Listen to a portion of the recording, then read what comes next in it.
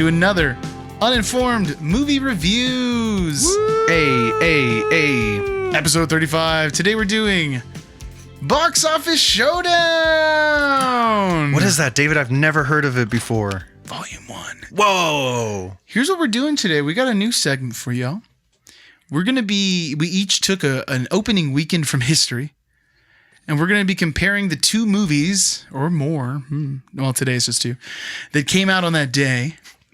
And we're going to talk about which is like the better movie, but I think more importantly, which is the more important movie, so. Dang. That's what we're talking about today, y'all. Look at him just dropping some knowledge here. And I think it's time for round one. Ooh. But before we get into it, Danny, tell us about the channel here. Yeah, why don't you threaten our listeners really quick? Exactly. I would be remiss if I didn't act like my favorite Glade scent, Cashmere Woods, and plug it in. Wow. Yep. I thought about that on the way here. I'm glad it went well. It's good. Glad you didn't get into an accident. Seems like it needed a lot of brain power. So before we get going with the first UMR Box Office Showdown, please, everyone, take a second to subscribe to the channel.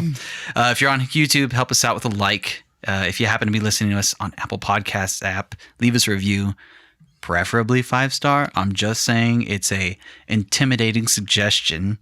I was about to say, wow, you get a lot nicer with it this week, and then nope, there it is. We can't tell you. Just imagine I'm holding a bat while I tell you this. We can't tell you how much of a big help that is to us. 5-star reviews help you get discovered and help us feed our children, help us feed Franklin, because who else would drop the dopest sound bites ever if we didn't have him? It's true. I'm pretty good. And then that'd be your fault, audience. That'd be your fault that Frank died. Anyways, here we go. All right, man. Well, you know what? I guess I'll kick off the episode if that's okay with y'all. Yeah, go ahead. You're hosting. You do whatever you want. I will.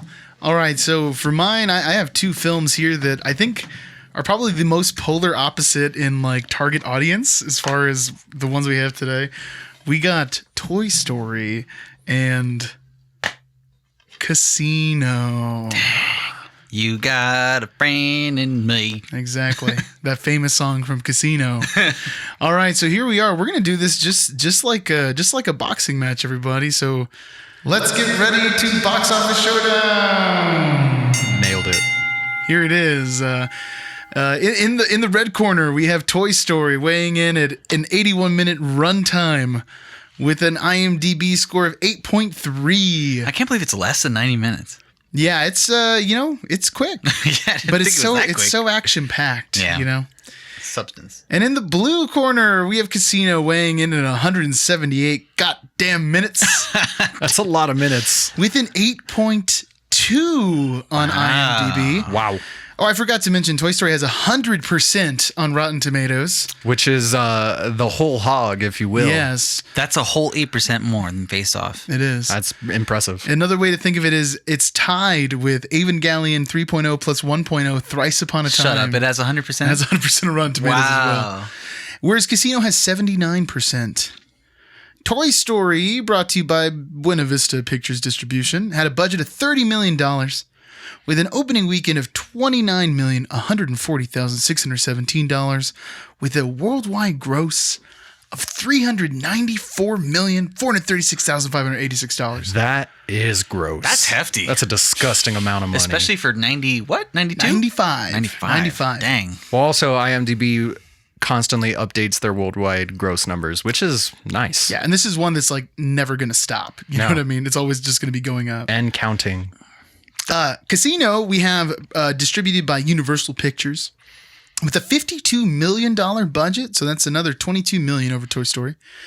Opening weekend made about a third of Toy Story's takeaway, $9,946,480 with a worldwide gross of $116,112,375. Wow. So, I mean, obviously one of these is more financially successful. Mm-hmm. I mean, Toy Story is a kids movie, which I think kids movies, right away, as opposed to like long crime drama. Like one of those is going to have a higher box office than the other. You do have old Bobby De Niro, though. That's true. And Joe Pesci. So let's just get into some brief overviews. All right. Toy Story is about two toys. There's Woody, who's the old toy in town, and his toy owner, Andy. It's his birthday, and he gets a shiny new Buzz Lightyear action figure. I was pretty sure that Toy Story was about consciousness. Well, that's themed. Yeah. We're talking plot right now. I'm just kidding. But anyway, yeah, I mean, it's a story of like New Kid on the Block. That's what the story is. But it's rivals who end up becoming friends. Without Donnie Wahlberg. Yes. Well, Donnie Wahlberg isn't. He's the pig. I don't know if you remember that. No, I'm just joking. I mean, I feel like I really don't need to describe the plot of Toy Story You guys know anymore. what Toy Story is, right? That's why it made so much money, because we all know what Toy Story is. You were there. You saw it. Yeah. I mean, if you're listening to podcasts, you're like 20 to 40 years old, Yeah. and you've seen Toy Story. And they've probably seen like Toy Story 4, and hopefully they did some backtracking. And Yeah, right? They're like, wow, this is kind of confusing. Oh, weird. I just saw how it ended. And that age demographic is 100% accurate, as we've done zero market research. Yes. Yeah. Yeah, I'm 100% positive. True. Casino. So Casino is a story of like Robert De Niro, who is the casino man, the owner of this casino. And I mean, it's a Scorsese movie. Like it's just about crime. It's about Yeah. people rising in power and then messing it up. And we got Joe Pesci, who is like the mafia connection. There's this is a story of like mafia corrupting business, and it tells us, you know, like how Trump made all his money. You know what I mean? Essentially. Yeah. Seedy business deals through casinos. This is like Jersey City, right? Yes, it is Jersey. Or Atlantic City. Atlantic Sorry. City. Yeah, Atlantic City. Well, you also can't is discount the financial effectiveness of not paying people when you said you were going to pay them. It's a very good way to keep costs down. I thought you were talking about actual casino for a second, like the movie. Are you talking Casino. about Grifton here? Yeah. Yeah, there's some grifting in this movie. Just being a tiny-handed grifter. We also have Sharon Stone, who plays the erratic woman, a token role in every Martin Scorsese movie, You don't say. except for like two. So take that, take that with what you will. Well, I mean, I have an opinion on this, but I feel like maybe I should open up the floor to you guys. What's your opinion on these movies? Have you guys seen Casino? I guess is my first question. Heck I've yes. seen Casino once, and it's been a very long time, so you'll have to remind me how sticky of a bandit Joe Pesci is in this one, because I'm not 100% sure. Well, we do get to see Joe Pesci get beat Yeah. and beat mercilessly, and it's pretty fun. It's interesting because like this movie, you draw parallels to Goodfellas because it's Yeah. Robert De Niro and Joe Pesci, and it's Martin Scorsese. You know what I mean? Which is crazy, because in Goodfellas, Joe Pesci is the one dealing out the beating. Well, until spoiler alert. Oh. But the Joe Pesci death in both movies is the best parts of this. Like one of the most memorable True. scenes of both movies. Which I one's the think's one with his interesting. twin brother? Is that Goodfellas? A twin brother? He doesn't have a twin brother, but his brother and him both like get got. Oh yeah. You're thinking of Casino. Goodfellas. That is Casino. Okay. Goodfellas is well, he gets in trouble because he whacks a made man. Is what happens. You're not supposed to do that. No.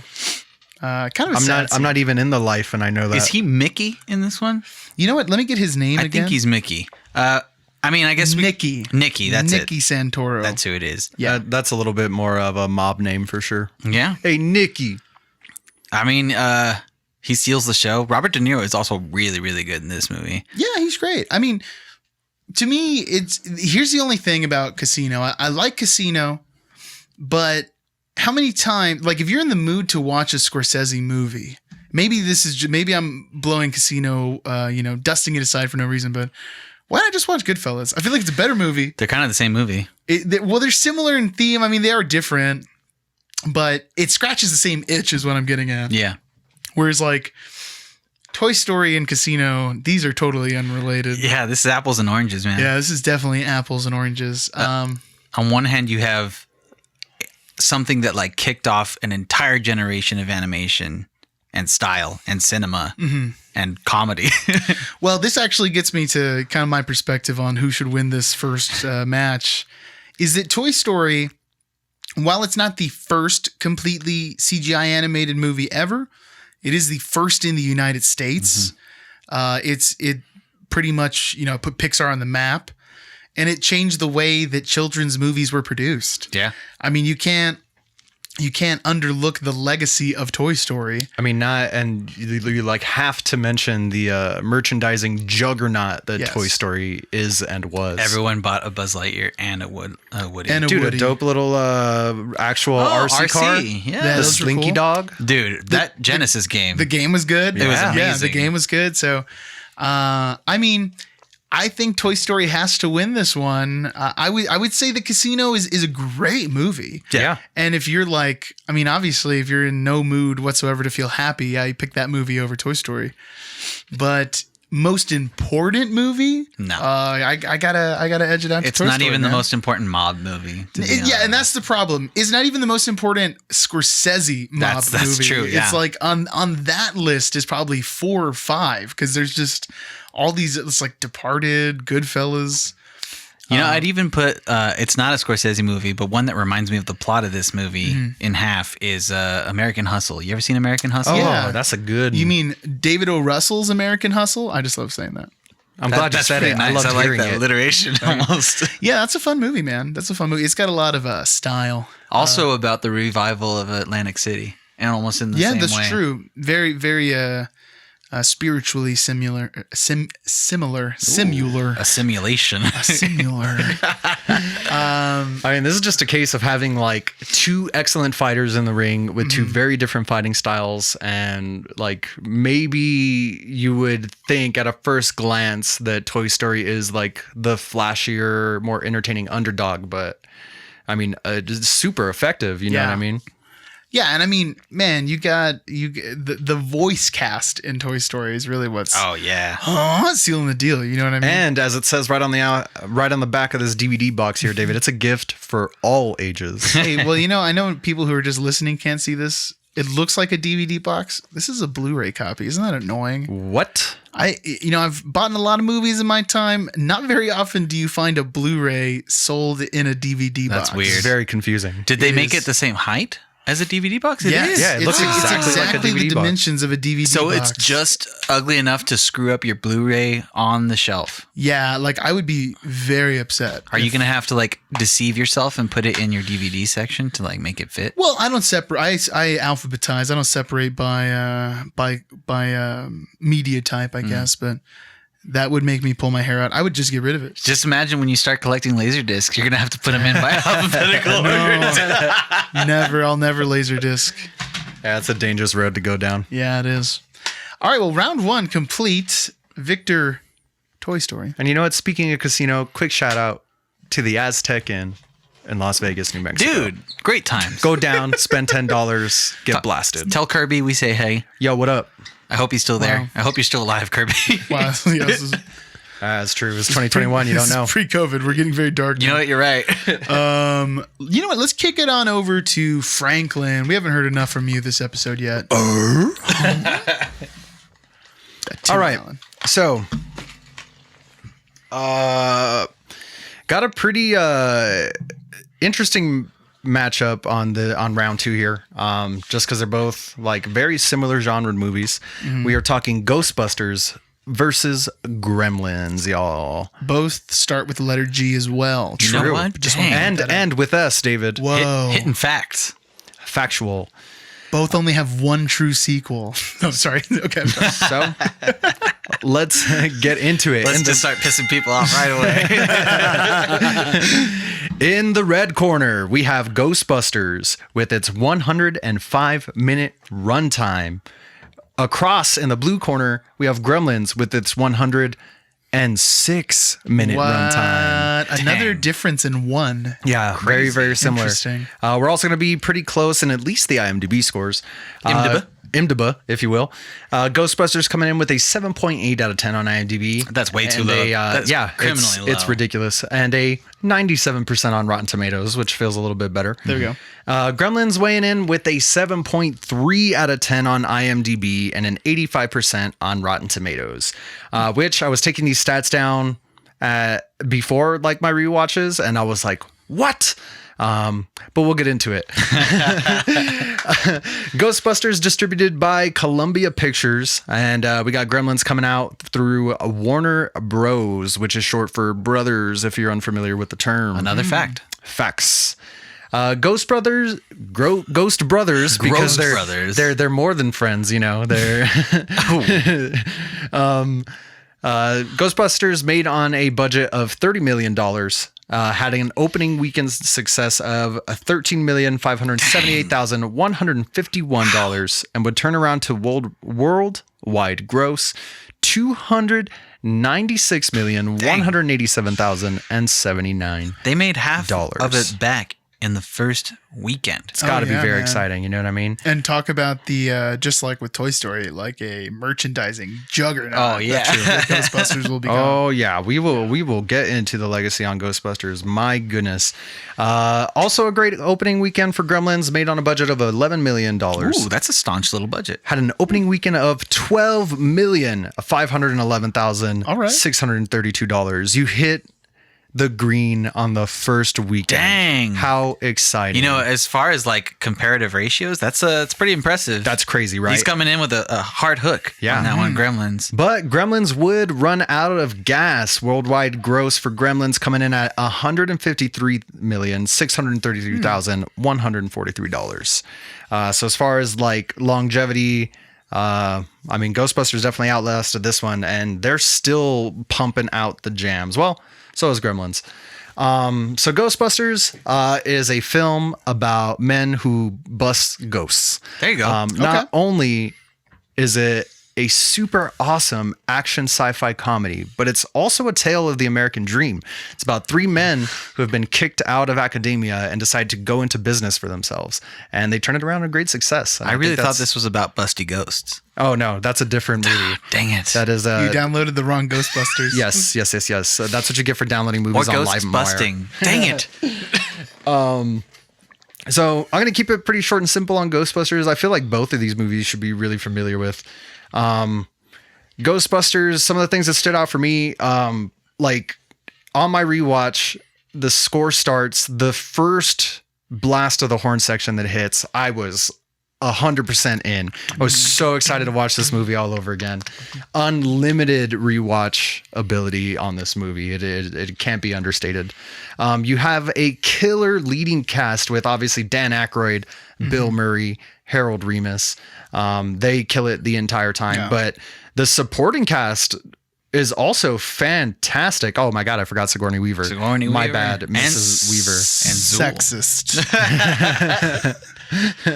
Can't forget Zool. Yeah, I can't forget Zool, who is like some weird like Swedish model or something. I forget. Yeah. But Rick Moranis kills it as Louis Tully, the neighbor, and Annie Potts as Janine Meltz. Oh, I forgot. Playing the secretary at the firehouse. Like, my goodness, she does such a good job. A role that you appreciate more as you get older too. Yeah. You're like, oh, that's me. Yeah, That's 100%. me working the 9 to 5 right there. She's like the Stanley of the movie. yeah. Yeah, she is. There's this hilarious part where like they're talking about hiring the fourth Ghostbuster, and she's like, "You promised me weeks ago we would get more help. Like, I haven't had a day off in months," and he's just like, "You can't get a job anywhere else. Like, you know what the situation is. Like, you are useless. Like, answer the phones." Man, it's just so good. And then just fun fact, this one just stood out for me. You get a tiny cameo of actress Jean Kasem, who plays Loretta Tortelli in Cheers. And as soon as I saw her, I was just like, wow, that's Nick Tortelli's wife. It was just very exciting for me. You are referencing a show that is way older than anyone in our audience. Dude, I cannot express enough my love for Cheers. I have watched Cheers sequentially at least 3 times in my life. Huh. Interesting. I've seen like episodes of Cheers, and to me, it's like the same thing as MASH. It's like my dad. My dad likes this show. I'm not into MASH. I've tried to watch MASH. I hate MASH. Not into it. I wouldn't put it that low. I would say I would put MASH higher than Cheers. Wow, that's weird. I'd Wow. put like Yeah. MASH, Wow. Frasier, Cheers. God, I love Frasier too. You know, I'm gonna Frasier's be great. but honest. not as much as Cheers. I haven't seen Frasier since I was like 9 years old, and I was telling Michelle like, I think it holds up. You we should just don't? watch Frasier. I bet. Oh, so you we'll get a do kick hear out the of news it. of Colin. Toss salad and scrambled eggs. See, like the other day, They're calling it again. It was like a year ago or something. Someone had posted a video of like the theme song to Frasier, and I clicked on it. I was like, I don't even know what this is. It's amazing. That's how little This could I be know. wrong. I wouldn't even know. Yeah, this could be a joke. I have no idea. Well, that's not what we're here to do. So I'm also Fun little rant there. Sitcom Showdown. yeah, right. So Gremlins on the other corner here is a movie about little creatures, Oh, okay. little creatures. A man, a traveling salesman / inept investor meets a very trustworthy older Asian man. Oh, interesting. And actually, I found out Well, you might have to go back into I'm the gonna- archives to understand why these guys are laughing so hard. God. They won't. Just check out the Instagram because I'm Okay. going to put the edit up as the teaser. Don't worry about it. I got y'all. David's doing the hard work for you. This is a joke like 3 years in the making, everybody. So, yeah, and I had to debate whether I was gonna like spit a bunch of facts about the Gladiator, but I figured we'll take this one very seriously. I was waiting for you to go on Gladiator and just unapologetically talk about Gladiator right now. Not this time, David. Not this time. Damn, Christmas just came early. But a fun fact I learned about the actor who plays the shopkeeper, he was like 80 years old when they shot that. But he still looks so young, they had to put makeup on to age him. Yeah. Wow. Some That's good crazy, genes, right? man. Yeah. Great genes. So Gremlins is about a cute little furry creature who a man takes home as his pet for his son. And we'll get into Billy. I have some issues with Billy. But through not following very simple rules, these creatures multiply and then transmutate into the Gremlins, the mischievous and really evil little green creatures. Yeah. And then chaos ensues. Also a faux Christmas movie. So there you go. Which is weird that it came out. Yeah, these movies were released June 8th, 1984. Shout out to Faux Christmas Movie Quest. Boom, bang, Dang. plug. Write that guy down. So really simple synopsis for Gremlins. There are points that I noticed for Gremlins, and like one of the reasons, spoiler alert, I should have leaned towards Gremlins as the winner is there are significantly more puppets in Gremlins than there are Ghostbusters. And I love puppets. But Is it a Jim Henson? no, it's not. No? Okay. No. Sorry. Is it Stan Winston? Is it Stan Winston? It's so this was done by Chris Columbus, not the genocider. Good clarification. Yeah, one dude, it's so funny. I can't remember this guy's name. We were just talking about him before we started. He also did Small Soldiers. Help me out here. What's this I'm guy's brain name? farting super hard right now. No, I'm not going to get you on that name. All right, Joe you know what? Dante. Yeah, Joe Joe Dante. Dante. I was like, I have it later on in my notes somewhere.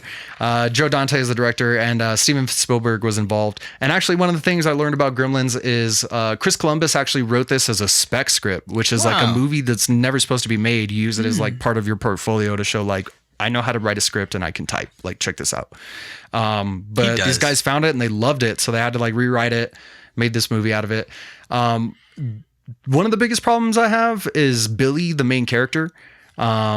He's a way less charismatic protagonist than we have in Ghostbusters, which is inarguably Bill Murray. Like, he's the main character. What are you gonna do?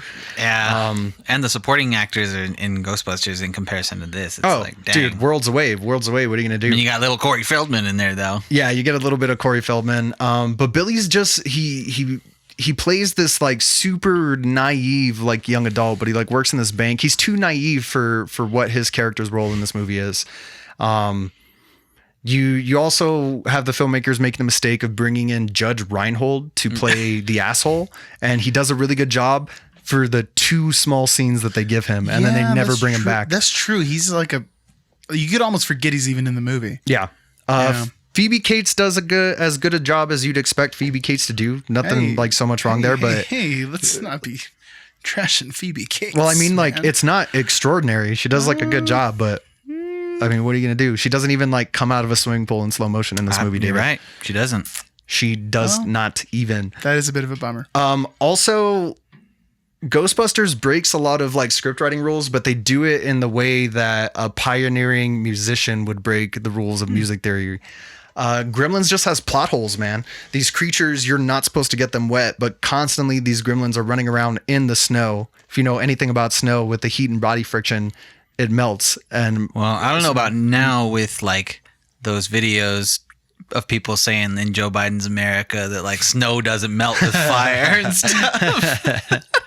I have not seen these videos, Is this even and I'm pretty is this happy really about a it. thing? This is a thing. Oh my I'll show you God. guys later. And those comment below if you've seen this. Or just send us the link because it's hilarious. My eyes are about to roll out of my head. One of the things that Gremlins does have going for it is Gizmo. Gizmo is a way cuter mascot for a franchise heck than yeah. Slimer is. You know what I mean? Yeah. Slimer's fun. Gizmo's way cuter. Slimer is a lame mascot. He's gross. He's not even really in a lot of Ghostbusters. I mean, they make him a bigger deal in like the The TV real show. Ghostbusters? The real Oh, yeah. I remember Ghostbusters. the TV show. Yeah, but he's no Gizmo. You know what I mean? Where Gizmo is like Also, I had no idea Howie Mandel is The voice for is Gizmo? the voice of Gizmo. Yeah. I didn't know that either. That's so weird. But Gizmo is like the main focus of Gremlins. You know Yeah. what I mean? He's not the main character, but he's like the plot essentially. So Yep. Mogwai is a perfect name for what he is. There's also I was really excited when I noticed this, but there's a scene in the bar where Phoebe Cates works at, and there's a gremlin putting on a puppet show. So there is a puppet wearing puppets. Dang. And I could not like contain my excitement Breaking at fourth this. wall there. Yeah, it's pretty dope.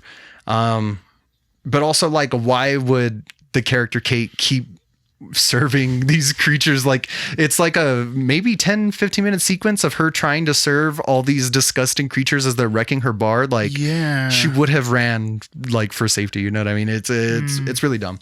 What are you gonna do? This script was never supposed to be made. That being said, like, I know I'm trashing on this movie a little bit. I love Gremlins. I love Gremlins dearly. It's near and dear to my heart. I just want to put that out there before you start hitting me with the hate, but do it anyways. I love it. I feed off of it. This is going to transition me to the legacy of these two movies. And this is where Ghostbusters is really just going to pull so far ahead. For Ghostbusters, just in cultural impact, it's considered one of the first blockbuster movies. It's also credited along with the success of SNL with changing the negative image that New York City had in the early 80s. It was like a really dark place, and this brought a lot of tourism back to the city. It revived a city. Interesting. It helped to bridge the gap between film and television actors. Before this, television actors were television actors, film actors were film actors. But you get these SNL alums just bringing the heat in this feature-length film. It's also credited with the first historical usage of the word toast as a slang term. In the script and the Gozer scene, Bill Murray's supposed to say, "Let's turn this chick into toast." And he hits him with, "This chick is toast." And that's where we get that little bit of slang from. Fun fact. Interesting. Wow, that is a huge cultural shock. Right? Yeah. Just that alone, Ghostbusters is one. Yeah, And what's we're not even close to being done yet, Oh, guys. wow. Okay. Ghostbusters is also the first historical usage of the suffix busters, which became popular in advertisement. Budget busters, nuke busters, crop busters, price Mythbusters. busters, myth busters. They're the first, y'all. Ghostbusters spawned the Ghostbusters Spooktacular, which was a special effects show attraction that ran in Universal Studios Florida from 1990 to 1996, the last years the Cowboys brought home the Vince Lombardi Trophy. Wow. Long time ago, huh? Yeah. Long time ago. Jeez, Looking yeah. pretty good this season, guys. Looking Lot pretty of- good. a lot of Cowboys fans not even alive. This year is our year. Oh, God. going to Super Bowl homes? Cowboy Nation. Okay, real quick though, there's some furniture company right now that's like, if you buy your couch on layaway now, and if the Cowboys win the Super Bowl, we won't charge you for the couch anymore, or something like that. It's like furniture orders. See, that's confidence. crazy. That is Yeah. confidence. Um, Are they all Eagles fans or something? I don't know. They're definitely not Cowboys fans, though. I'll tell you that much. and as far as cultural references, you cannot count the cultural references that Ghostbusters has in film and television. Like, there's yeah. no way. Let's There's talk about no the, way to make a list. the You know what Stay I mean? Puffed Man. Dude, like, it's insane. You know what I mean? And then merch, and more merch. Again, the Stay Puffed Oh, Man. you forgot one huge first. The first ghost to human fellatio filmed on camera. As far as I know, the only movie where Dan Aykroyd gets ghost shoopy wowies. You know what I mean? Oh, can we Wowies. just insert like a frame of his face? Which is the mascot for the channel chat, because it's just and I know so many teasers for this episode. There's a lot of good stuff happening right. so far. That's not even touching spinoffs and sequels. For spinoffs and sequels, we have The Real Ghostbusters, a 7-season series, ran from 1986 to 1991. We have The Real Ghostbusters comic series, which was 2 volumes, 28 volumes for 28 issues for Volume 1, 4 issues for Volume 2, 2 annuals, and 1 special, which started in 1988. You have Ghostbusters 2, Back in the Habit, came out in 1989. We have The Extreme Ghostbusters, which is the sequel animated series, which started in 1997. We have Ghostbusters, the video game, which came out in 2009 for Windows, PlayStation 2 and 3, PSP, Xbox 360, and Wii, and Nintendo DS, but it's a different game with the same name. You got to point out, I was hoping you'd bring this one up. It's the entire cast returning for the voices, except for Sigourney Weaver, and written by Dan Aykroyd and Harold Ramis. It's supposed to be like a sequel, right? It is Ghostbusters 3. Yes. Like it's crazy. It's something people slept on for a long time. Sorry. And then there's obviously the Ghostbusters 2016 reboot. We'll just go past that really quick. And then we have Ghostbusters Afterlife coming out in 2021, which is the direct sequel. CLE coming soon. Boom. Plug. Look at you guys plugging. Yeah. For Gremlins, we have...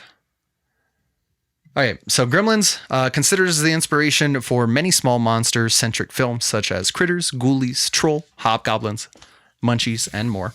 Munchies was actually directed by the film editor for Gremlins. Yeah. So like direct there. They're the little furball ones, right? Yeah, they're really gross looking. Yeah. They're super. Do you think super that nasty. Feast is like a spiritual like? I think that's a bit of a stretch. No, think about it. I'm sure the guys who made Feast watched Gremlins and loved And it. got a little You inspired. mean Ben Affleck and Matt Damon? Did they make Feast? They're executive They're producers. executive on producers. Feast. That's hilarious. Oh my god!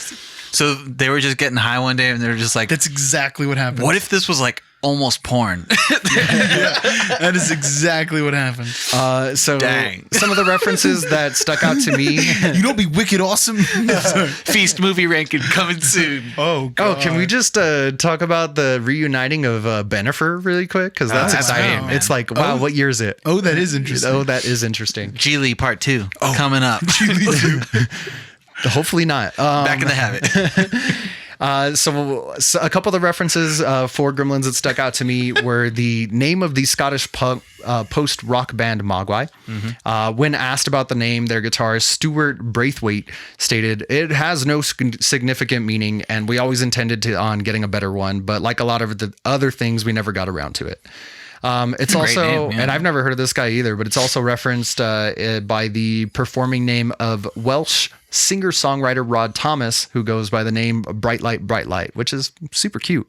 Checked out a couple tracks. East Side 8. Of course, we have the Gremlins sequel, Gremlins 2, The New Batch, which I'm going to make, let's make a point about it right now.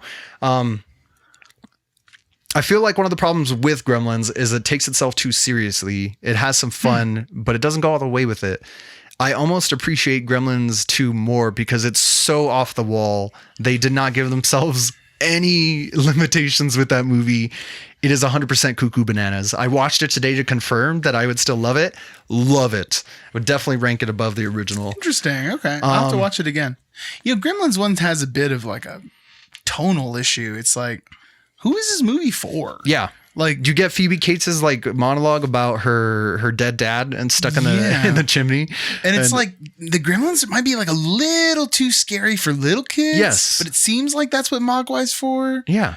But it's a Christmas movie, but it's also like people get murdered. Well, there was actually like there's a story of some lady accosting Joe Dante about like at the scene where the main character's mom, Mrs. Peltzer, fries. She goes on this rampage in the house. Like, that lady is a killer. She kills like 3 or 4 of these things back to back to back really quick. One of which she shoves in a microwave and just blasts that fool. It's really good stuff. Gremlins also got some amusement park rides made out of it. You have the Warner Bros. Classics and Great Gremlins Adventure, which was a dark ride located at the Warner Bros. Movie World on the Gold Coast of Australia, and Warner Bros. Movie World, which is now Movie Park in Bochum, Germany. The rides have since been replaced by the Scooby-Doo Spooky Coaster in Van Helsing's factory respectively. Van Helsing's factory? Dang. That sounds fun. And Germans are going to do what Germans are going to do. I bet it's kind of terrifying. But it's still there, you know what I mean? They're still rocking Hugh Jackman's 2007, you know what I mean? Like Van Helsing. That movie that no one remembers. Yeah. I remember my brother being super into that movie, but you're dumb, John. But yeah, I was going to say, like, no one remembers. And then I actually have a brief description of the ride because it actually sounds kind of fun. Riders would queue, this is straight from Wikipedia, riders would queue for the Warner Bros. Classic and Great Gremlins Adventure on the outside of the show building. Groups of riders would then be admitted into a building labeled Warner Bros. Studios. They would be seated in several different movie theaters. The riders would then watch some outtakes from various Warner Bros. Films, such as Batman Returns, before the screening was interrupted as the Gremlins had taken over. Very Gremlin-like. Wow. Those little turds. After being rushed out of the theater, up to 20 riders would board a single vehicle which navigates its way through the film archive in order to escape the Gremlins. They are taken for a slow trip throughout the various sets before exiting the building and being unloaded. Riders would exit past 2 crashed police cars similar to those used in the Police Academy stunt show, with Gizmo inside one of them. Okay. In 2017, Gremlins were one of the Warner Bros. Owned non-Batman antagonists featured in the Lego Batman movie, purely because director Chris McKay just really loves the characters. A trio of Gremlins, including Stripe, are shown running to the titular game in 2021's Space Jam, thicker but less firm than Space Jelly. A third Gremlins film. What? Huh? What? What? What is this Space Jam thing? Jam is thicker but not as firm as jelly. That's not the name of this thing, though. I'm pretty sure it is, David. It's in my notes. What's it called? The New Legacy or something dumb like that? Who cares? I'm not going to watch that movie. A third Gremlins film has been discussed in several interviews with Zach Gilligan, Chris Columbus, Steven Spielberg, and the Warner Bros. Studios are supposedly all on board. An animated comedy fantasy series, Gremlins Secrets of the Mogwai, is set for release on HBO Max in 2021, coming soon. I'm actually kind of excited about this. The series will consist of 10 episodes and serve as a prequel to the films. Set in the 1920s Shanghai, East China, Secrets of the Mogwai will tell the story of how 10-year-old Sam Wing met Gizmo, a young Mogwai. The series has already been renewed for a second season prior to the release of the first. That good, huh? The realization of Gremlins 3 actually being a thing is probably heavily dependent on how this thing is received. So we'll see. I really hope they stick with props and, not CGI, just a big CGI mess. True. Which they'll have to do. And then, of course, they put out a ton of merch for Gremlins, tons of like plushies and all that. What are you going to do? I've kind of made it clear at this point. I don't know how you guys feel about these, but Ghostbusters is the obvious winner here. Maybe the first round of this fight would be pretty close, but as the fight goes on, Gremlins is getting gassed. It doesn't have, especially as like standalone movies. If each of these was just one movie that came out in the 80s, I mean, Ghostbusters is way stronger of a film. I've got no argument with you there, dude. I don't really like Gremlins that much, to be honest. Yeah, Gremlins is good, but I mean, it's not. It's not. It's no Ghostbusters. Like if I came over one day, I was like, "What y'all watching?" And you're just like, "Oh, we're just about to pop in Gremlins." I might be like, "All right," but if you said Ghostbusters, I'd be like, "Oh, let's sit down." Doom, doom, doom, doom, doom. Yes. Yeah, man. And then you can't. Yeah, I mean, Ray Parker Jr. is like a super dope theme. What are you gonna do? It's so good. Huey Lewis had to sue him. You know what I mean? And that song is still playing for new generations. Oh yeah, who probably haven't even seen the movie. Yeah, that are it's just like they know the song. If you go to any Halloween like playlist on Spotify, you will have the Ghostbusters. Can you theme name song a more somewhere. popular song that's for a movie that is that like? You know what I mean? What's the word? Like transcendental? Well, that year, Stevie Wonder's I Just Called to Say I Love You, which won over Ray Parker Jr.'s song in the Emmys that year.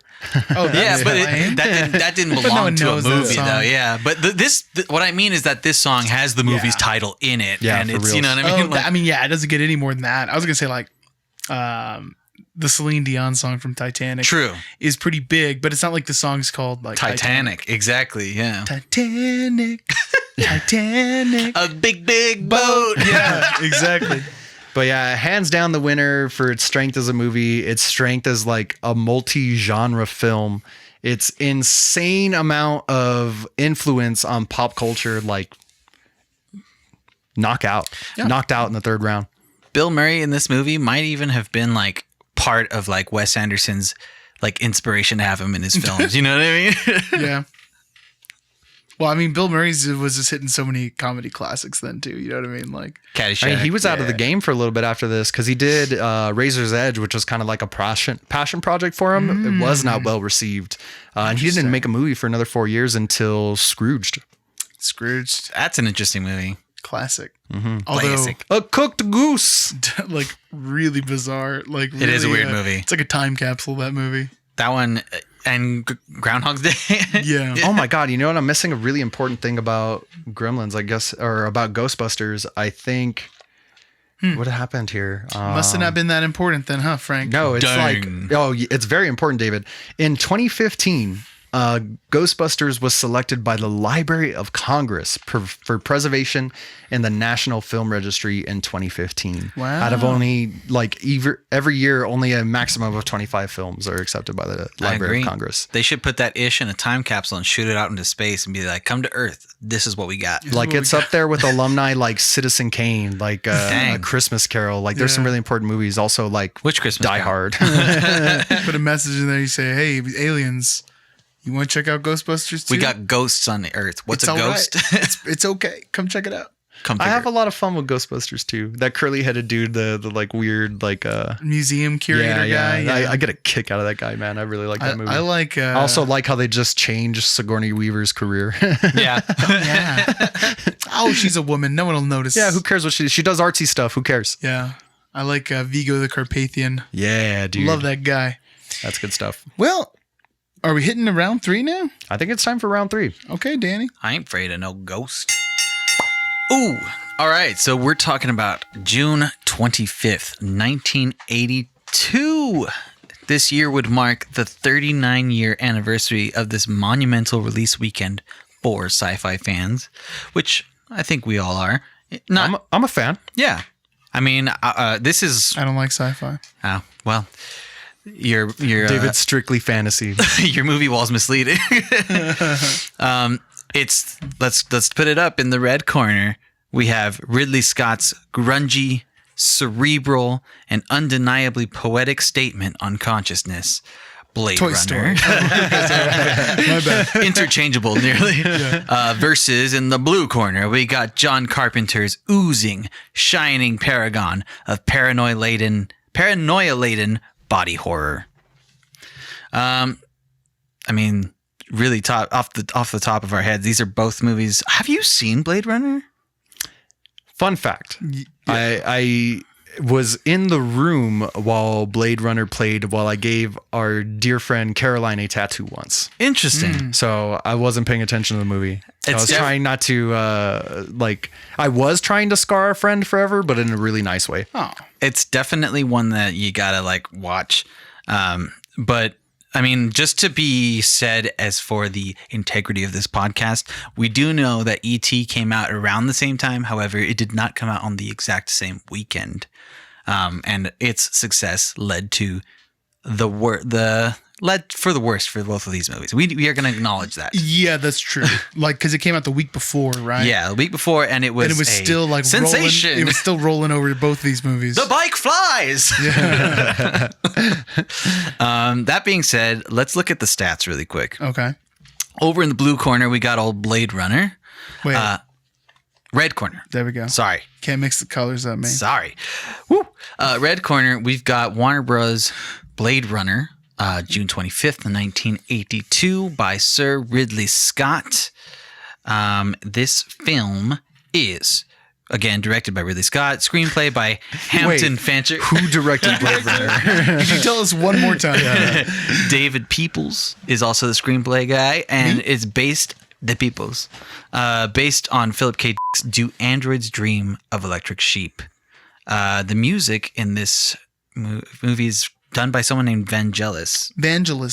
I don't know that. Oh, they're huge in the 80s. They're most known for the Chariots of Fire score. Boom, boom, boom, boom, boom, boom. Oh, okay, so okay. They were big about, synth soundtracks. They were the people to go to. That makes sense. Makes sense.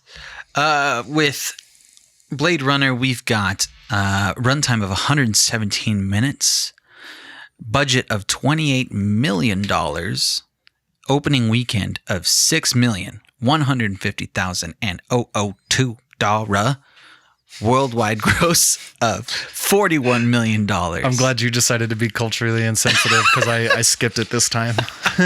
Someone's got to do it. Worldwide gross of $41,678,878. Blade Runner has a IMDb score of 8.1 out of 10.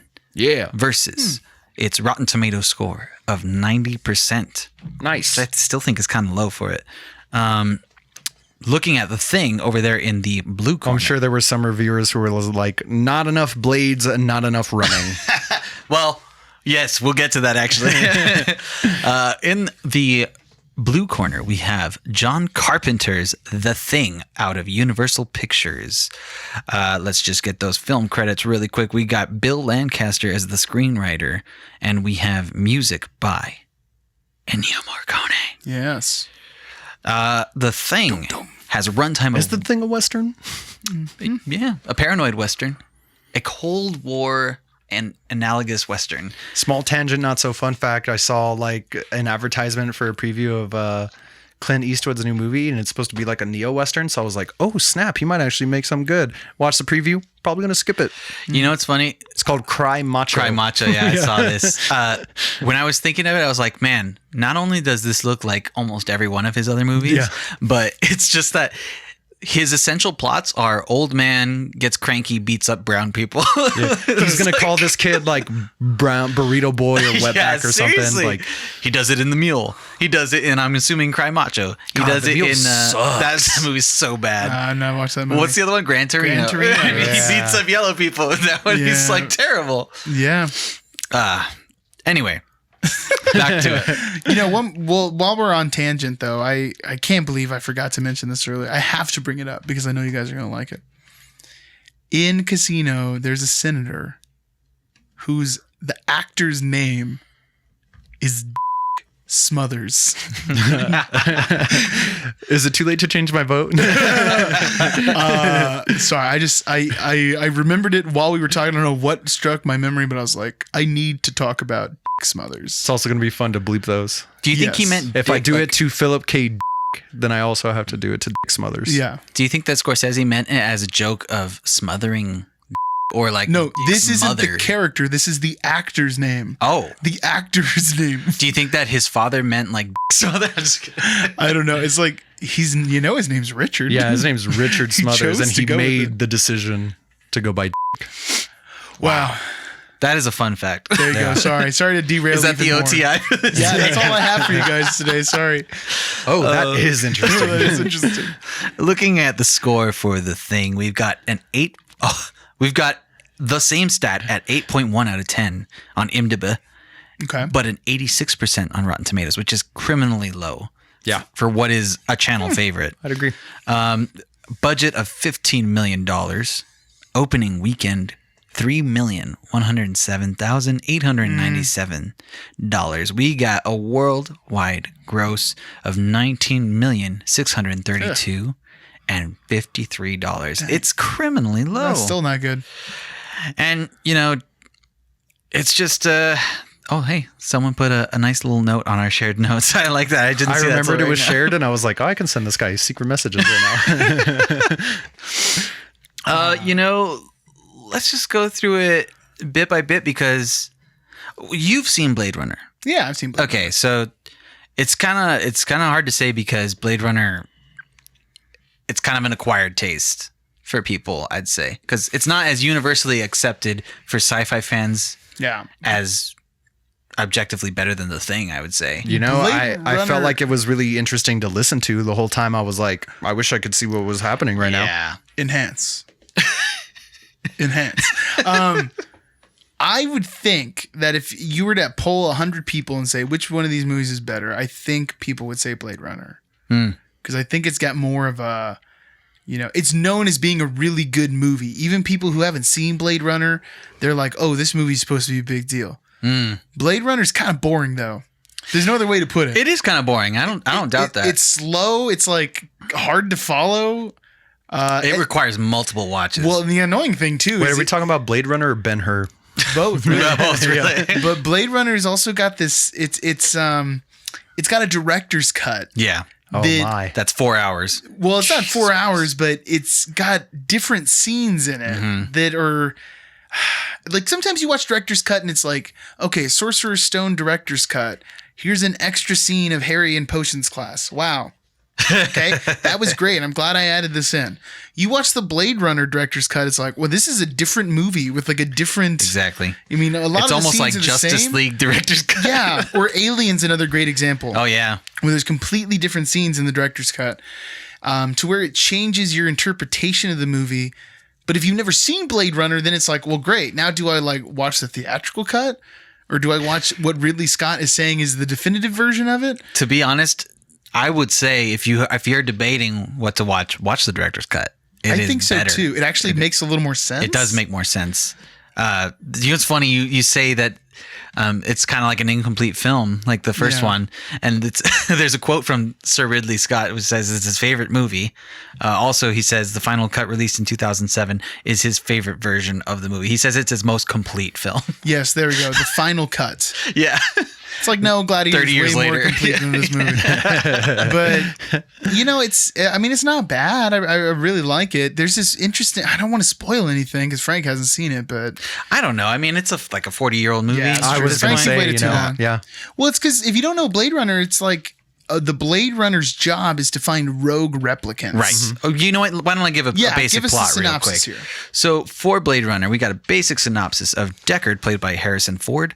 He is forced by the police boss, M. Emmett Walsh, to continue his old job as a replicant hunter, aka an android hunter. Damn, he's getting back in the biz. Yeah, one more time.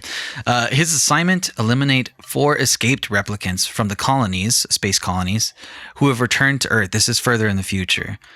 Before starting the job, Deckard goes to the Tyrell Corporation and he meets Rachel Sean Young, a replicant girl that he falls in love with. And you know what? That's kind of the plot. I mean, Yeah. that's kind of the arc. Well, the thing that messes it up is that in the director's cut, there's all these hints that That Deckard is a replicant. Yes. And then it becomes Who like. better to hunt the replicants than a replicant? Exactly. David? It becomes like this, you know, kind of cerebral movie. Whereas the original cut of the movie, it's literally just like, I'm the cop and I'm looking for these baddies. Yeah. As Christoph Waltz put it in *Inglourious Bastards*, in order to hunt the rat, you must think as the rat does, Yes. and then you drink some milk. That's kind of like part of the initial reception too, and that's what most people got as the gist. Is like some of the initial reactions obviously were mixed. It's like some people stated that the plot took a backseat to the special effects and stuff like that. Yes. And I mean, this is hot off of Alien. I'm pretty sure this is his second movie, because Alien was 1979, I think. So this would be probably the next movie, I think. People were so confused by like the neo-noir style of it. It is a lot like a Batman movie, essentially, like a detective comic kind of thing. But it is very similar I'm out. to like Batman. Well, yeah, he's not like uber powerful or anything like that. Okay, I'm back. He's in. not even powerful. There's hardly any action in the movie, really. No, hardly anything happens. Yeah, there's a lot of talking. There's a whole lot lot of talking. slow talking. There's some like really aggressive You know when Harrison Ford just gets really aggressive sexually? Yeah, It's like most movies he's in. Before you said sexually, I was going to say like in life. Well, he does too. Like you watch an interview with Harrison Ford, it's like that he's an guy's- aggressive man. He's an aggressive man. Initial moviegoers claimed that the marketing was misleading because, Warner Bros. Had kind of painted it as being like an action adventure film, of which it's not. Even the they Los got you suckers. Exactly. We got your money. Los Angeles Times even quoted it as being Blade Crawler because the movie was like Boom, Yeah. got him. so slow. And you can imagine putting a movie out like this in 1982 after like while something like E.T.'s out and Star Trek II Wrath of Khan is also out at the same time. It's like, oh, if you want to see a sci-fi movie, dude, go see Wrath of Khan. There's no other reference for like things that are this cerebral in science fiction. You know what I mean? But this is also based off of Philip K. Dick's book. But yeah, you're right. I mean, this movie has its own conversations on consciousness, on like what is living. it's got big, beautiful, dramatic scenes, and I mean, it's so stylistic. It's like super stylish. If anything, its visual effects give birth to like a whole genre of like cyberpunk. Yeah, You know what I mean? and that's the big thing. Like the plot, is okay. It's not anything groundbreaking, but it's really the look of the movie that has lasted a very long time. And when people talk about how they love Blade Runner, it's really like all these beautiful matte paintings that are this cityscape and the techniques he's used to make it seem like a real world. So It feels- and even like just from the little bits that I caught like from this aforementioned night, I feel like even like Idiocracy pulls some cues from the visuals of Blade Runner. after Blade like Runner, far reaching. Even it's like Wall-E. everything almost. You know what I mean? Anytime someone's like dystopian sci-fi future, it's like, well, it's going to be a little bit like Blade Runner. Well, let's hit the Blade Runner preset and then we'll make some tweaks. Yes. I was gonna say like this, the settings for Blade Runner and the overall like visage of Blade Runner is that it's almost like the gross underbelly of all of the Star Wars cities. You know what I mean? It's kind of like that realistic tech. It's got the neon signs with it, and it's like got that grimy 1980s New York. You're kind talking of feel about with the it. beginning of Attack of the Clones. Yes, Yeah. that is what I'm talking about. Yeah. Yeah. It's good stuff. Good stuff there. Best Star Probably Wars the best movie. part of that movie. Best Star Wars movie, everyone. You heard it here. Oh, yikes. So let's put that in comparison to one of our favorite movies, one of The my Thing. favorite movies. The Thing. 1982's John Carpenter's The Thing. Boom, boom. The thing you do. The basic plot, if you haven't seen it and somehow you've listened to our channel and you haven't heard of us gush about it, Go ahead and unsubscribe yeah, seriously, Dang. go back and check out our Thing episode, and then subscribe again. which it's shown up so many times I don't even know what to plug. There's a lot.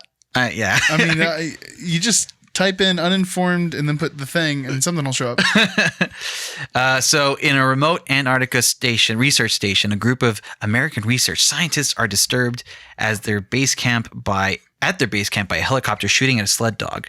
When they take in the dog, it brutally attacks both human beings and canines in the camp, and they discover that the beast can assume the shape of its victims. A resourceful helicopter pilot, Kurt Russell, McCready, and the camp doctor, Richard Dysart, lead the camp crew in a desperate, gory battle against the vicious creature before it picks them all off one by one. Sounds like this movie ripped off Among Us. Dang, sus. Awful sus. Sounds sus. Dude, I love this movie. I mean, you can argue that this has a spiritual legacy. Like as a ghost? That too. Okay. We don't know. I mean, just as like the ghosts or the leftover souls of people. This would be more like a demon. It was never human. Shout out to our upcoming Paranormal Activity ranking. Dang. I mean, just as like a story setting. It doesn't even have to be scientific, like sci-fi. I mean, like the Among Us type of story, like one of us is the killer. Yeah. Which has been done before The Thing. I think. Yeah. You know what I mean? I mean, yeah. Clue. Well, when did Clue come out? Clue No, is I'm sure the essentially book is later, one I of think. us is the killer. Well, the movie, yeah, but like as a premise, it's been around for forever. Twilight you know? Zone hit it in the 60s with Will the Real Martian Please Stand Up? Oh, that's right. That's It's the right. same thing. But this movie can be referenced. I would argue that The Thing is referenced more in pop culture than Blade Runner is. Because Blade Runner is more stylistically referenced. I'd say like direct callbacks to the movie The Thing are probably, or even unintentionally called back in movie history. You know what I mean?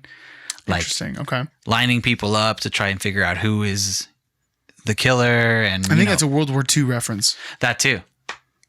What? Oh my God. Too jazzy? I think The Thing is a better movie.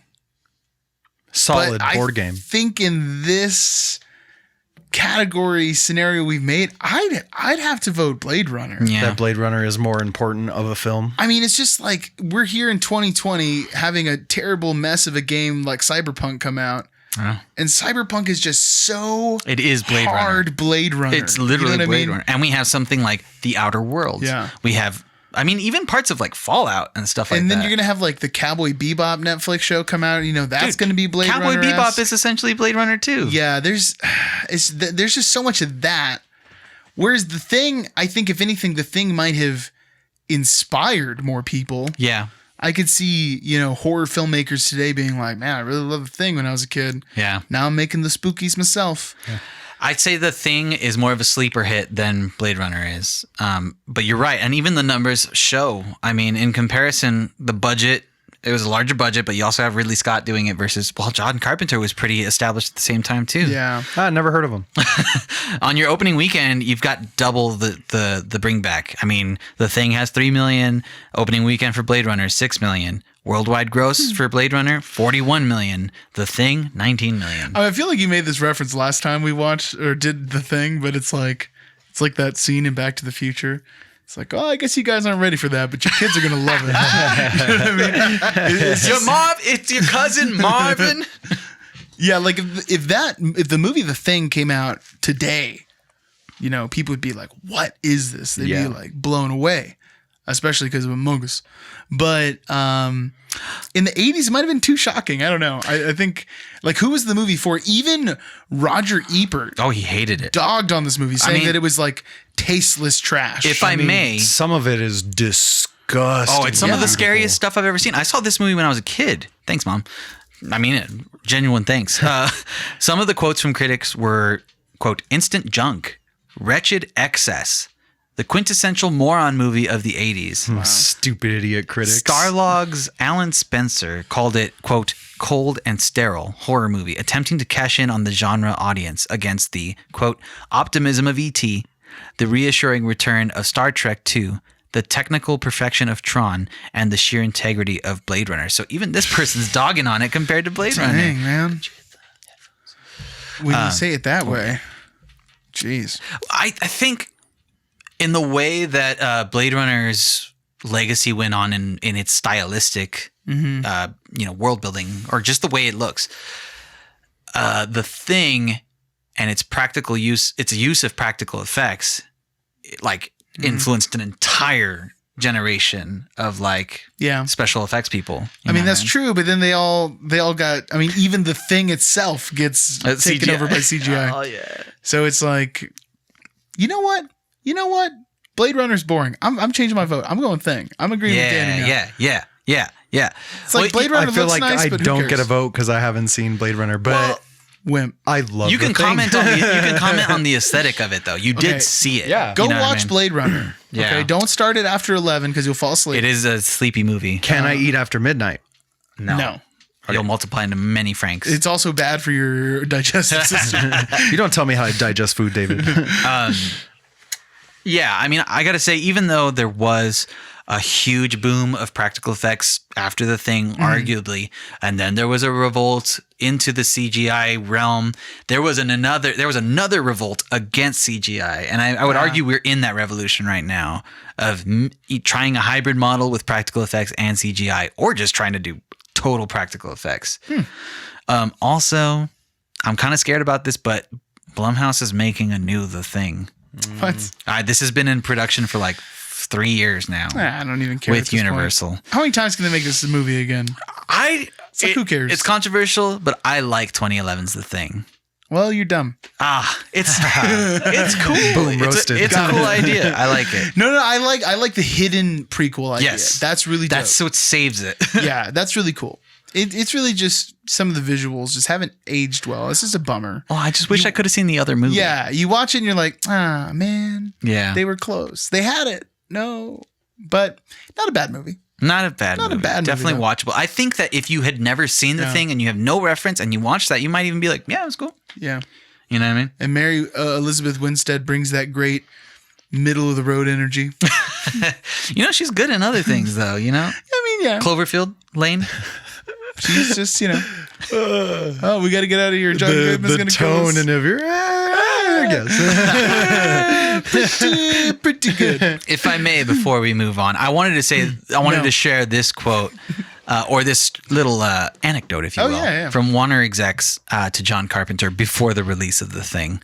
While they were finalizing the film, Universal actually sent John Carpenter a demographic study showing that the audience appeal of horror films had declined by 70% over the previous 6 months. Wow. What is That's going almost on in half. 1982? This is like prime slasher time. But let me keep going. Carpenter considered this a suggestion that he lower his expectations of the film's performance. But after one market research screening, Carpenter queried the audience on their thoughts. And one audience member asked, quote, "Well, what happened in the very end? Which one was the thing?" And then Carpenter responded that it's up to their imagination. The audience member then responded, quote, "Oh God, I hate that." Wait, I don't want to have to think about it. And then after returning from a screening of the E.T. the Extraterrestrial, the audience's silence at the Thing trailer caused the Warner exec to remark, "We're dead." Wow, interesting. Yeah, E.T. put it a little bit too much in a neat little bow. Although, that's a nice thing to end on, Danny, because it does also just illustrate some kind of that interesting connection between the two. That they're both kind of ambiguous, Yeah. Both these movies, they're a little more thought to them. But Blade Runner's like reading a novel. You know what I mean? I think You just gotta both be of ready them. for that. Both of them are like Marty McFly, just like playing Chuck Berry. Yeah. You know what I mean? But one of them is like playing Chuck Berry, and the other one's like reading the biography of Chuck Berry. Yeah, you know what? You're not wrong. That's the difference, man. There are some great poetic moments in Blade Runner, though. I'm just going to give that a shout out. Also, could I also toss out before we move on?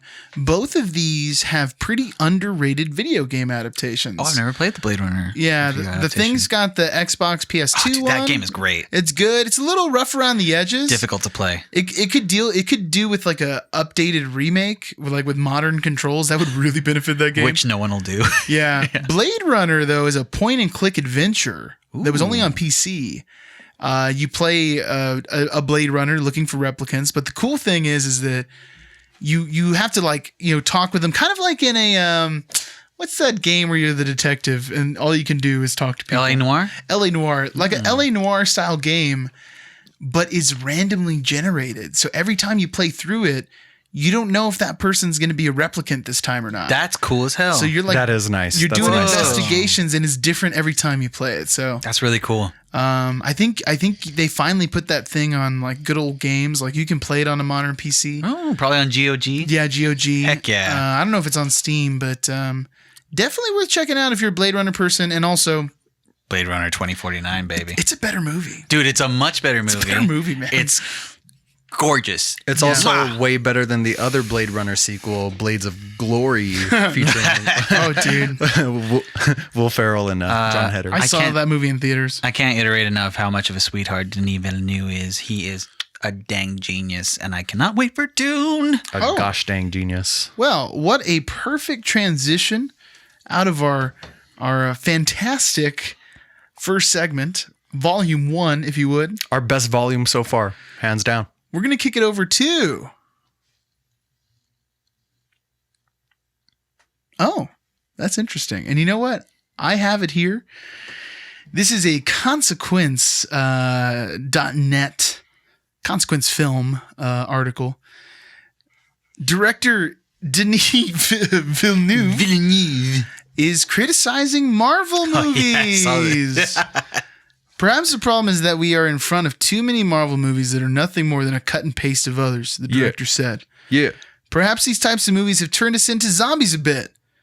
But big and expensive movies of great value, there are many today. I don't feel capable of being pessimistic at all.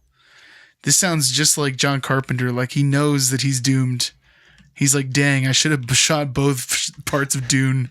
I'm not going to make it through this. Anyway, he continues, just think of the golden age of Hollywood to see that commercial films can make a different artistic proposal and therefore political statement. I've never felt like a loss or impediment to have a generous budget to do what I wanted to do. The other way around, who said that a movie on a big budget can't be artistically relevant at the same time. So, I don't know, I wanted to bring this up, especially because it's hot off the memes of the first reviews of Dune coming out and Shang-Chi having a higher tomato meter than his Dune remake. Yeah. I keep having people tell me I need to go see that movie, that they loved it, and I'm just like, please stop recommending this movie to me. Yeah. I'm not going to watch it. I did want to tell you guys, I think you'd really enjoy Shang-Chi. Did you see it? No, I haven't seen it. Okay. I mean, I've heard that I'm just wondering if it's just that it's something different and that it's not good. And that it's not that it's a groundbreaking movie. Yeah. In the sense that it's a good movie, but it's groundbreaking in other ways. Interesting. Yeah, I can see You know that. what I mean? There's no way it could be as groundbreaking as Warriors of Virtue. Well, you know what's not groundbreaking? And here's really my takeaway from this article. It's like, are you guys really complaining about Marvel movies? The irony of saying, man, Marvel movies are so formulaic and overdone, and then like throwing up your criticism in a tweet. It's like, wow, we heard Martin Scorsese do this a year and a half ago. And others. And like plenty of other people Yeah. before that. Well, this is a hot take you have to me. He has walked it back since then. Since then, this is like 2 days ago. Yeah, he did. I mean, Jeez. it's as of, I mean, it was Twitter. Okay, so what is it? Yeah, it's true. It was like an immediate, like a tweet back. He's just basically like, I'm not saying that there's not any artistic value to any of these. Yeah. But he's just saying, he's like, please take the gun away from my head. That's hilarious. Marvel fanboys are just burning him alive. Let's ruin Denis Villeneuve. I mean, he's not wrong. There isn't a tremendous artistic merit to these movies. I'm straight up bored with Marvel. But it's just like, It took you a long time to catch up to me. It's the irony. Yeah, it did. It's the irony for me that it's like, this is really tired. Let me make the same point everyone else has been saying for years. That is, yeah. Wow, Marvel. Wow, you know, all What a these fresh Marvel take. movies are, they're all kind of similar, aren't they? It's like they're all superhero movies or something. Well, It's that's like, always just been my take. Like, I course. don't care about superheroes. yeah, I mean, if you don't like superheroes, that's cool. But like to criticize superhero movies for being superhero movies, it's like, you're an idiot. They're superhero movies. It's like watching a kung fu film and being like, it's too violent. They keep kicking each other. Yeah, man, all these kung fu movies, they're just fighting all the time. It's like, well, yes, you idiot. That's why there's like 1,000 issues of Batman. You know what I mean? Of one series of Batman. And you know what? He beats up bad guys in all of them. Like, I don't know. It just really cracks me up. I feel the same way. I think, well, to dog on it right now is like the equivalent of dogging on the internet or this social media thing. Oh, yeah. Or You know like what I mean? making a Nickelback joke like 5 years Ooh, ago. oh, yeah, that's Yeah. dated. I still love him. So, Nickelback? Yeah, Chad Kroger, hit me up. what do you guys think about Dune? I know your hype is high for Dune. I love Dune. Frank, what are your anticipations for Dune? We're going to have this episode coming out. I'm excited to watch it. I am lowering my bar. I think this dang. movie might be. I think this movie might be overambitious mess. I hope not. We'll I see. mean, worst case scenario, we'll get to just trash a movie, which Yeah. we all enjoy. Love Dune. Look, I mean, let's just put it this way. I will also lower my expectations with you because the original Dune is by no means a masterpiece, but it is a masterpiece in that it's not a masterpiece. Wow. You know what I mean? It's a No, I don't know what you mean. It's a bad movie Yeah. with weird pacing issues, but it's also got that charm. You know what I'm saying? It's like Waterworld. yeah. Yeah. Well, I wouldn't go that far. No. Waterworld is straight Yes. trash. Yes. the sad down part- with Waterworld. Yeah, sad I part do is enjoy me some Waterworld. I want to like Waterworld Yeah. because it's a cool premise. It's a cool story. Yeah. I feel like. And I like the show at Universal Studios more than I like the movie Waterworld. It is entertaining. You can feel the heat coming off of the Dude, pyrotechnics. that thing's great. And I just saw it not long ago. They do a bunch of flippies on the Sea-Doos. It's a good time. Yeah, they throw straight up like flamethrowers into the crowd and stuff. It's crazy. Anyway, what was I saying? Anyways, this movie might not be great, but any screen adaptation I can see of Dune because the story, Frank Herbert's writing is amazing, and the story of Dune just should be on screen. It's such a huge scale. It's got so much to say from the actual like source material that it should any iteration on screen I'm going to be down for. Unless it's Michael Bay. You know what I mean? Maybe he's the guy who would get it right, though. God, no. You don't know that. Oh, I'm stoked to be it. Every bit of what I've seen is like, even the visuals is like, all right, cool. And Denis is awesome at his visuals, if anything. If anything. It's going to be pretty no matter what. And there's at least that saving grace. You know what? That's at the very least, it'll look interesting. Yeah, and You I'm know sure what I mean? the sound's going to be incredible Yeah. too. Yeah. Oh, yeah. This is like a big theater movie. Sounds like we're talking about a Marvel movie right now. Dang. There won't be any substance, but it'll sure be pretty. Oh man! All right, so we'll do after we watch Dune, we'll all get together and just watch Shang-Chi. It'll probably be streaming for free by then, and we'll be like, okay, which is the better film? Shang-Chi. Damn, I'd be really pissed when I mean, if it's a solid kung fu movie, it'll probably be like my favorite Marvel movie. Because I just got a soft spot in my heart for kung fu. Well, we'll see. They should have made Black Widow a spy movie. I wonder how kung fu this movie is, but apparently pretty kung fu. Anyway, I guess that's it for Oh, That's Interesting. It was pretty interesting, David. Pretty interesting. It'll be interesting to see how it all plays out. That's what I'm finding most interesting. I just want to see what's going to happen. That's what I want to know. Well, I guess it's time for... God, watch this just like a box office hit and then just keep busting them out. That'd be the weirdest thing. That would be the Dune unexpected 6. journey. That'd be sweet. I'm down. Dune 6. Because The it goes into, Desolation of let's just say Smaug. it goes into some wild places, even in the book. Wild. Like, out, what? Yeah, but it's going to be like a Game of Thrones thing. It's like, no, guys, they're not going to do the book. Relax. Well, let's just say there's a worm person at some point. It's like, sorry, Worm Person's not making it, everyone. No You eye should- spiders. You should know this by now. Lady Stoneheart or whatever it is. Not going to happen. You know what? Greyjoy, whatever it is. Before we hit character limit extended, can I just like trash on something really quick? This is a little unprecedented. Always. Oh my Interesting. God. Okay. So I had the pleasure of watching James Wan's *Malignant*, which is free right now on HBO Max. Let's just say I'd be really pissed if I paid a movie ticket for this. They definitely marketed it wrong as like something, Conjuring-ish or James Wan-ish in some weird way. But Well, in that it's made by James Wan. in that it's made by James Wan, and you might know what to expect. It's the dumbest movie ever. Like, there's just a bad twist. Some people are saying that the schlock of it all Is it Jigsaw the whole time? No, dude, it's worse than like Saw 6. No, wait, Saw 6 is the good one. Which one am I thinking of? Saw 5? You're asking me to remember this now? Darn. You know what I mean? Well, you know the Saws. Saw 6 is the good one. Yeah, Saw 6 is the good one. I'd say it's like Jigsaw, Okay. but worse. Oh. Yeah. The special effects are pretty bad. The storytelling is very schlocky, and some people are saying, oh, well, it's meant to have this like 80s schlocky kind of VHS feel to it. And it's like, okay, I guess. Yeah. But I don't think it is. I think that everyone came up with that, and James Wan was like, yeah, that's what, yeah. Oh, you guys picked up on that. Yeah, I was totally going for that.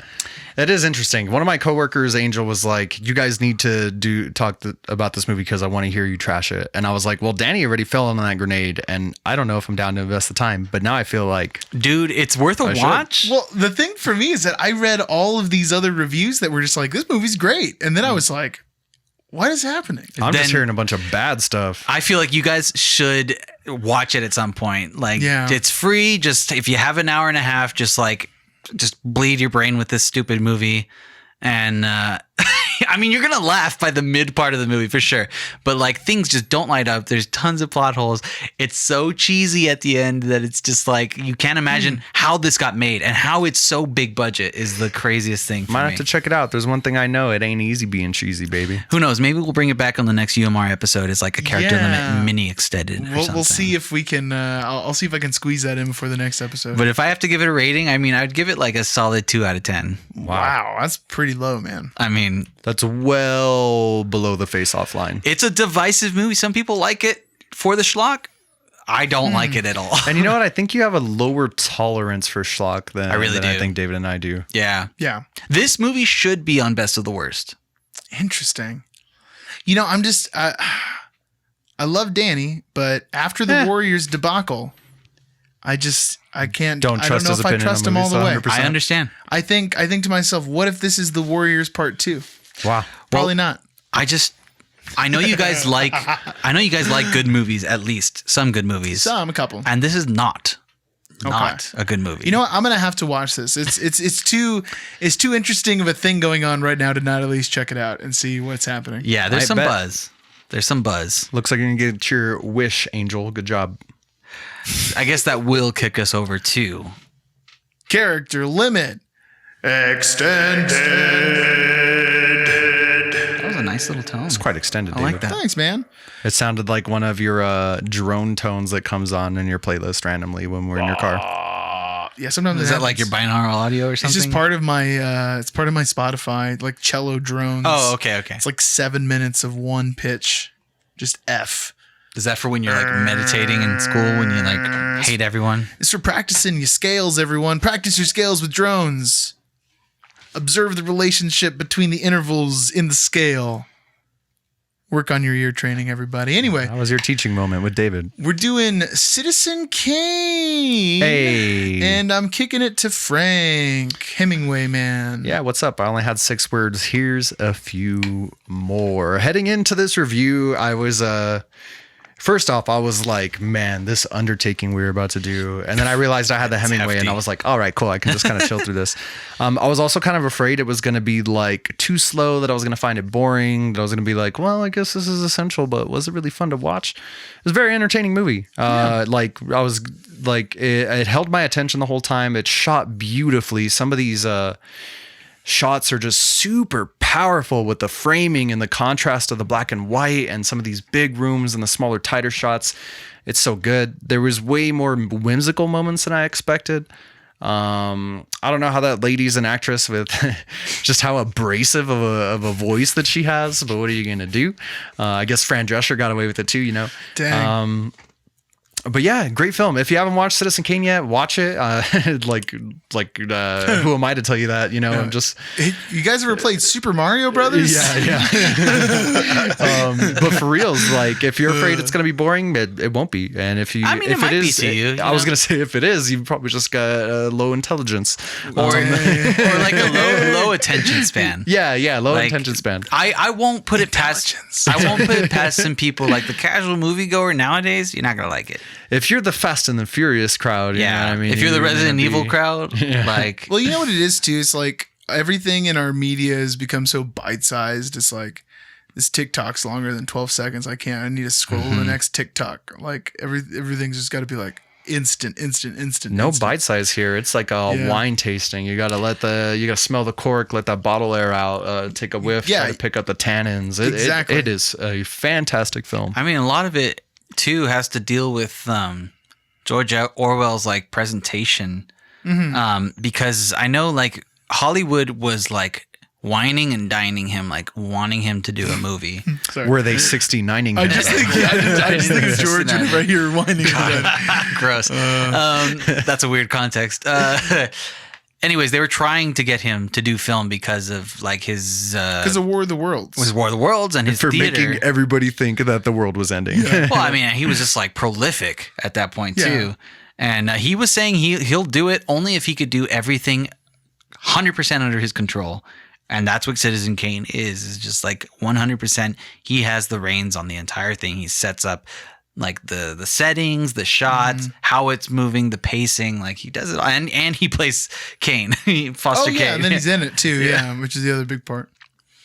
I mean, shoot, I don't feel like I don't have too much more to say. You guys have touched on this so brilliantly. Xanadu!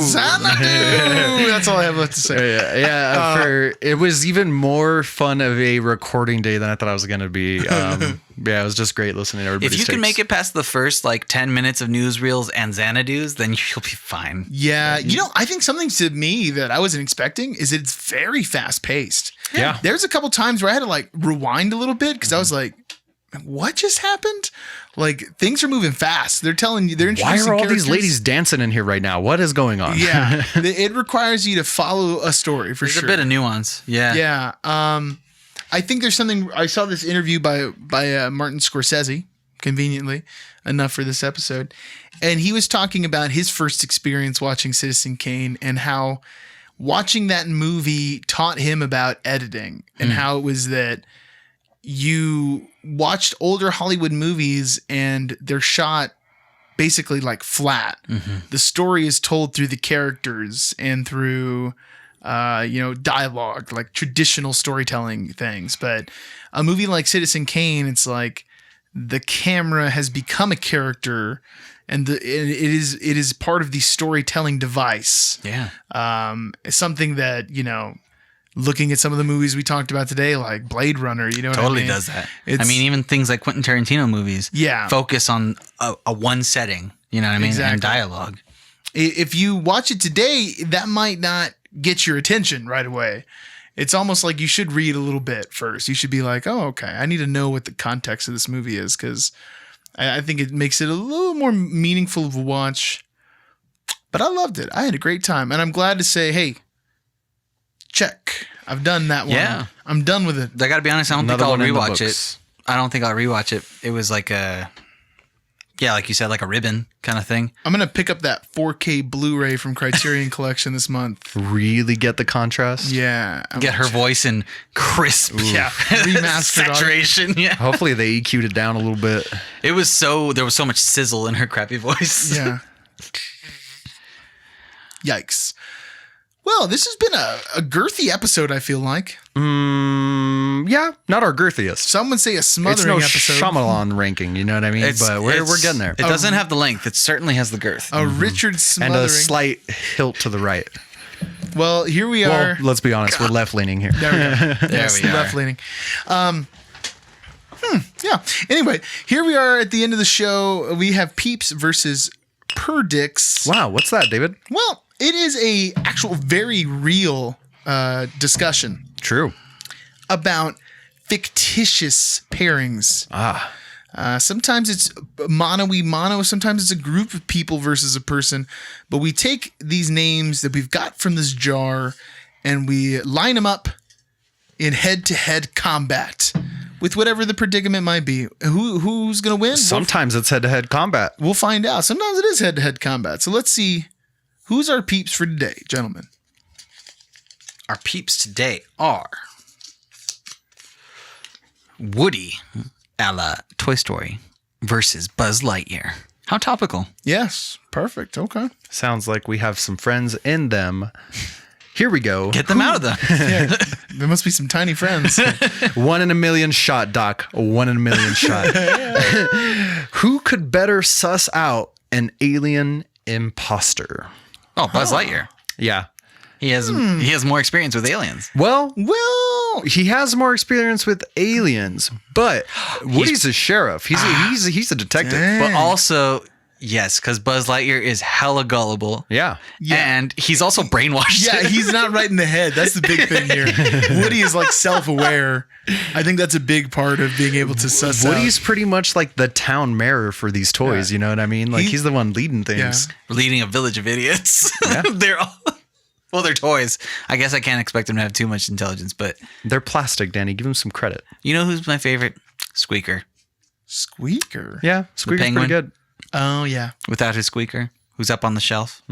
The army men are pretty good. They're Yeah. pretty cool. Barrel of monkeys. Yeah. They're a barrel of laughs. Yeah, they really are. What a delightful film. So, wait, are we saying Woody? Yeah. Yeah, Woody. Yeah, I think Yeah. Woody would better Ironically, suss us out. Woody. Yeah, I think so. Yeah, you would think it would be Buzz Lightyear, the space ranger. But you know, when Buzz Lightyear came down, like Woody immediately tries to suss him out. He's like, "What is going on with this guy? Who Yeah. is this dude? Why is he trying to bang my chick?" child's plaything. Yeah. Beautiful. Love it. Well, let's keep rolling. Let's keep it rolling. You gotta rolling love wet. when it's agreeable. What's this next predict? What is it? So now Woody advances, right? No, This is round still two. yeah, We're 2 out of okay. 3 kind of geez. people here. Oh, hey. the only way. Not like I haven't done this before. We're only 35 episodes in. One day I'll get it. Maybe at 40. Who would be a better Ghostbuster? Oh, Interesting. That's kind of tough. I would argue for Buzz Lightyear that he has more experience with gadgetry in his programming, if you will. Aiming. Beep beep beep. Yeah. Yeah. He's got a little more pizzazz too. Like you see him doing the barrel rolls. Like Yeah. he's rolling around. He's in that kind of like military. You would think that he'd be a better like tactician. He's got maybe. more physical know-how. Yes, exactly. Better dexterity. His dexterity stat is way higher than Woody's. Plenty points of articulation. And he's got a built-in suit to Yeah. keep him from all that ectoplasm. That's true. Ectoplasm. Like I feel like Woody in the Crunch does a pretty good job, but Yeah, sure I he'd feel be like okay. Buzz Lightyear is just going to do a better job. He'd as be a Ghostbuster. he'd be a higher performing Ghostbuster. We're so agreeable today. Yeah, I don't like it. This is strange. Guys got to Okay, stop that. let's get the tiebreaker out here, and this will be the sizzler. I'm feeling it. See you, Sizzlers. Snake count. One CGI snake. Who's more likely to not be a ruthless, heartless Nazi? Who's more likely to not be a ruthless, heartless Nazi? This is a Very Probably interesting. Woody. Yeah, because Again, it's this self-awareness. The Nazis, some of them just weren't very self-aware. Yeah. Or True. so they say, anyway. They say in trials. or It's they hard to could be be- sleeper cells like Buzz. Maybe Buzz was like a sleeper cell. You know what I mean? To the Nazis' credit, I guess, it's hard to be self-aware when you're chock full of amphetamines. I'm going to pull the camera up on you and then put like it's an interview. It'll just say Franklin Apodaca, pro-Nazi.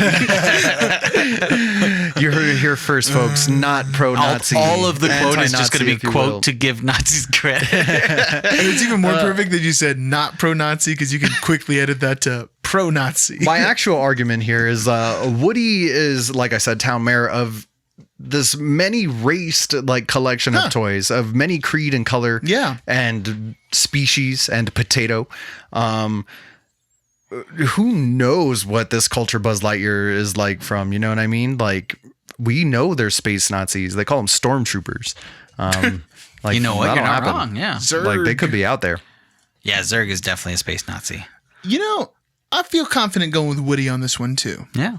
I'm liking your argument, Frank, and he seems like he's like the Rick Grimes of that. Dang. He's not ripping anyone's He's throat doing out. things, David. I really want any of our YouTube creator fans to just go through every episode of The Walking Dead and just implant Woody in there. Well, I'm working on it right now. I'll check it out. I can add Woody in. That gives Woody the 2 of 3. So that means he when they're pulling out the well zombie, somebody poison the water hole. Oh wow.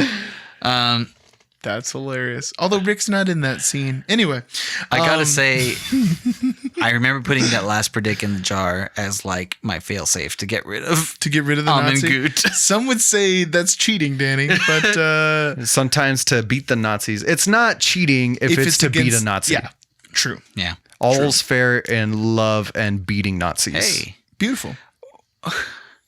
I gotta look over here. Oh, Ed Picerni. Yeah, that's right. We're I was like, champions. what is this distress that's happening with you right now? I was like, did you just shit yourself? Yeah, so here we are at we have Woody advancing, going against our reigning champ, one Ed Picerni from the hit movie Ed TV. Chicken dance. Chicken Dance. Chicken Dance if you want to. Okay, what is our champion round peep? Or predict, sorry. Who would make the better action figure? I mean, come on.